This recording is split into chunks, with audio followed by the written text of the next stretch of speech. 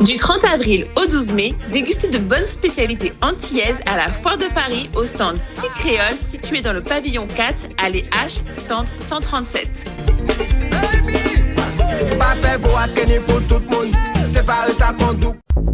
Martinique Actualité. 2 personnes ont été blessées par balle à Fort-de-France et à Sainte-Anne dans la nuit du 4 au 5 mai. Ces faits surviennent dans un contexte d'inquiétude croissante autour de la sécurité sur l'île. Une enquête est en cours pour déterminer s'il existe un lien entre les deux affaires. La violence continue donc de marquer l'actualité en ce début de semaine en Martinique, où l'on dénombre désormais 9 homicides depuis le début de l'année. Le plus récent s'est produit à Fort-de-France dans la soirée du dimanche 4 mai 2025, impliquant une arme blanche. C'est un SDF transgenre qui a été... Le maire de la ville du François, Samuel Tavernier, ainsi que les membres du conseil municipal ont adressé leurs sincères condoléances à la famille de M. Fred Clio, aux élus de la collectivité territoriale de Martinique, à ses amis et à ses proches. 3e vice-président de l'Assemblée de Martinique, professeur au CFA de Rivière-Salée.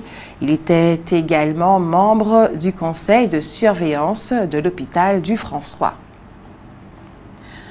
Béatrice Bellet a rendu un vibrant hommage à Renaud Jouy de Grand Maison, dont l'enterrement a eu lieu dimanche, le 4 mai.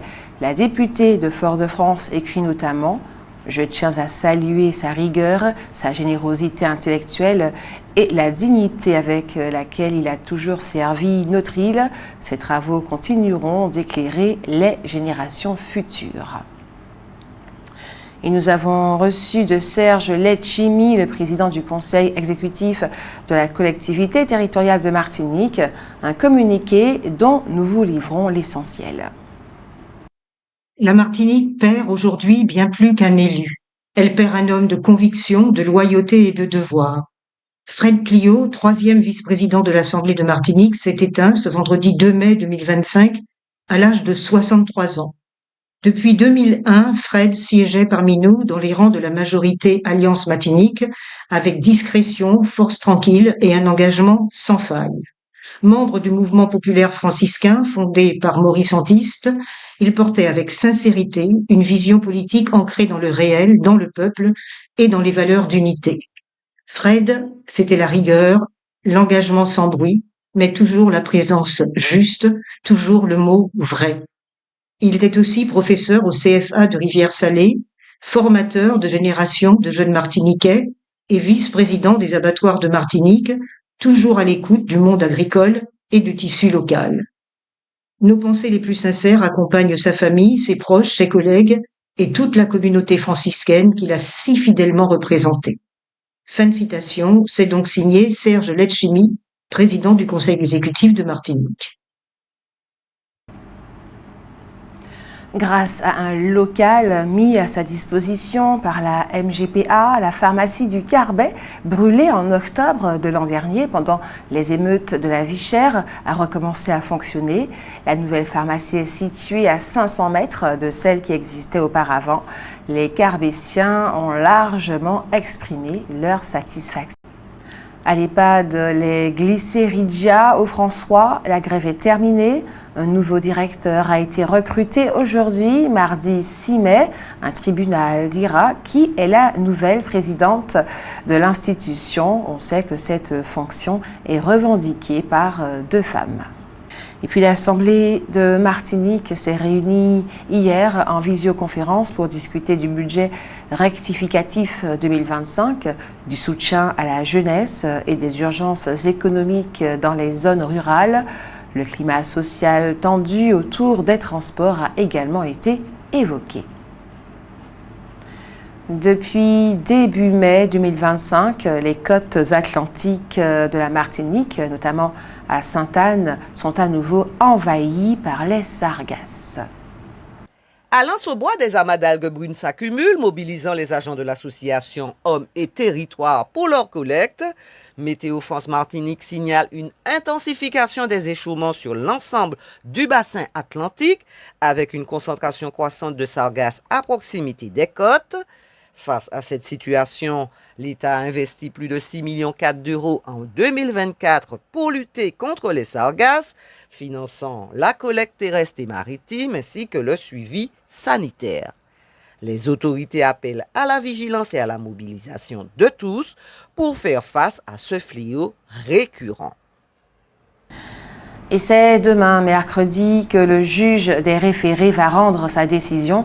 Les usagers du transport Blue Line lui ont demandé d'imposer à cette société un service minimum entre Fort-de-France et les Trois-Îlets. Suite à une décision de justice à Biarritz, dans le sud de la France, donc, la rue La Négresse va désormais s'appeler rue de l'Allégresse, mais le quartier continuera de s'appeler La Négresse, comme le souhaite le maire de la ville. C'est donc une victoire en demi-teinte pour l'association Mémoire et Partage qui avait sollicité du juge que le mot négresse ne soit plus du tout employé. C'était, selon elle, une atteinte portée à la dignité humaine. Présent à votre avis compte, la Martinique se dépeuple. Vous préférez qu'elle se repeuple avec des gens venus d'Europe ou de notre zone géographique? C'est à vous.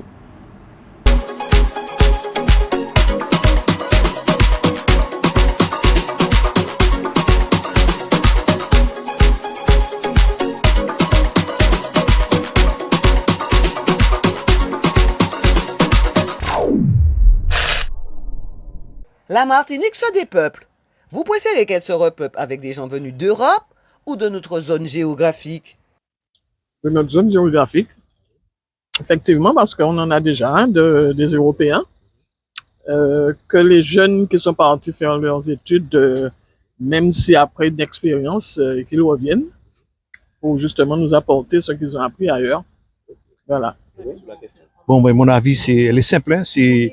Je préfère que la Martinique soit repeuplée avec des Martiniquais et puis tous ceux de la Caraïbe.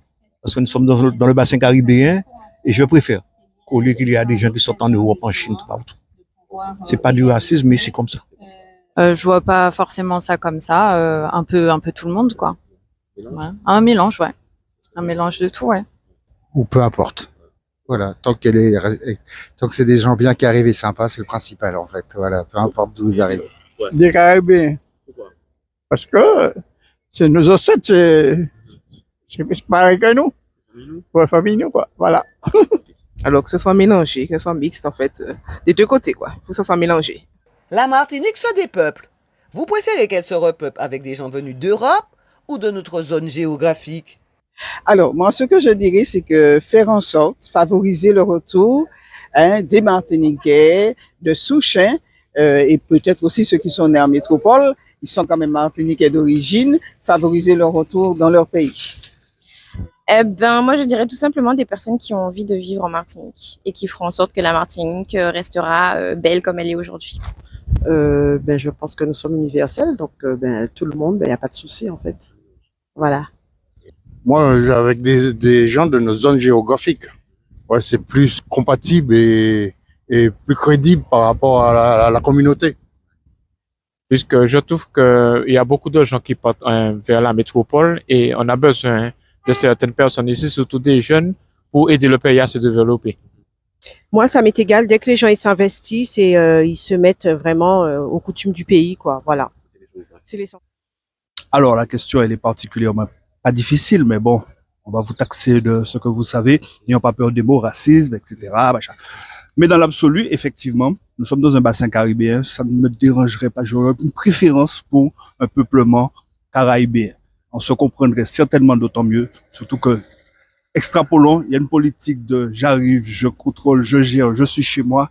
Donc on a compris. Ils ne sont pas tous comme ça. Haïtiens, d'Idaï blanc, mais cependant, un peuplement caribéen, ça me scierait d'autant plus et voire plus. Outremernews.fr, le site de l'actualité outre-mer, 24 heures sur 24 et 7 jours sur 7. Retrouvez la chaîne Outremer News sur YouTube.